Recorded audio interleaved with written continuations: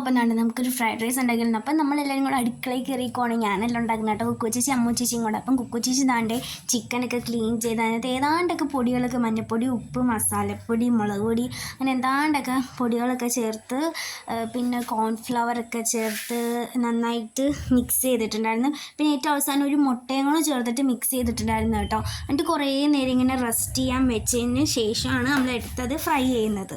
എന്നിട്ട് അത് ഫ്രൈ ചെയ്യുന്നതിൻ്റെ ഇടയിൽ കൂടെ തന്നെ നമ്മൾ ദാണ്ടെ അരി ഇവിടെ വേവാൻ വെച്ചിട്ടുണ്ട് കേട്ടോ, ഫ്രൈഡ് റൈസിന് വേണ്ടിയിട്ടുള്ള. അപ്പോൾ അരിയൊക്കെ വെന്ത് കഴിഞ്ഞിട്ട് ദാണ്ടെ ചിക്കനൊക്കെ എടുത്ത് ഫ്രൈ ചെയ്ത് നമ്മൾ മാറ്റി വെച്ചിട്ടുണ്ട്. അത് കഴിഞ്ഞിട്ട് ദാണ്ടെ അരിയും റെഡി ആയിട്ടുണ്ട്. അപ്പോഴത്തേക്ക് പിന്നെ ആ ചിക്കനൊക്കെ പൊടി പൊടിയായിട്ട് ഇങ്ങനെ പിച്ചിട്ടിട്ടുണ്ടായിരുന്നു. എന്നിട്ട് അത് റെഡി ആയിട്ടുണ്ടായിരുന്നു. പക്ഷേ റെഡിയാക്കുന്ന വീഡിയോ എനിക്ക് എടുക്കാൻ പറ്റിയിട്ടില്ലായിരുന്നു. ദാണ്ടെ നല്ല ഫ്രൈഡ് റൈസ് ആയിരുന്നു. അപ്പം ദാണ്ടെ നമ്മൾ നല്ല ഫ്രൈഡ് റൈസും ചിക്കൻ പൊടിച്ചതും എല്ലാം കൂടെ കൂട്ടിയിട്ട് ദാണ്ടെ അനാർക്കലി സിനിമയും കണ്ടുകൊണ്ടിരുന്ന് ഫുഡ് കഴിക്കണം കേട്ടോ.